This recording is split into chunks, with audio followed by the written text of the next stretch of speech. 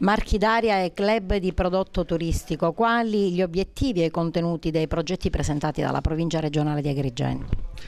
Intanto bisogna dire che la provincia ha ottenuto un ulteriore finanziamento di 1.300.000 euro proprio per creare quest'ulteriore strumento per incrementare i flussi turistici, per dare alle nostre aziende e ai nostri imprenditori della filiera turistica un valore aggiunto e quindi poter essere più competitivi nei mercati nazionali e internazionali. Sono delle risorse importanti che serviranno a creare un marchio di qualità soprattutto dedicato a quelli che sono i requisiti ambientali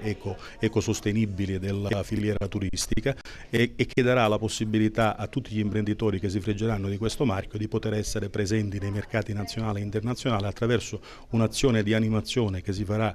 con buyer internazionali, con eventi, fiere e quindi portali internet e tutte quelle che sono le misure di marketing territoriali, quindi incontri con operatori turistici qualificati di altri paesi europei che avranno interesse a venire qui ad Agrigento. Nuove opportunità attraverso questa idea progettuale di realizzare nuovi percorsi per il nostro turismo? Sì, intanto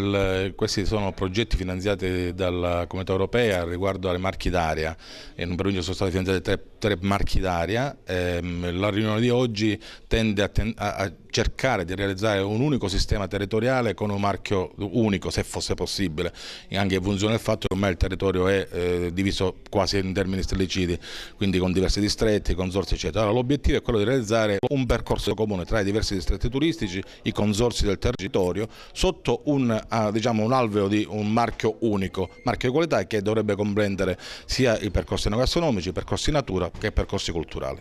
La strada del vino è già un itinerario sistema che mette in rete diversi territori, 6 comuni e tutte le aziende che sono alla filiera enogastronomica, per cui appunto fare sistema per cercare di promuovere il territorio.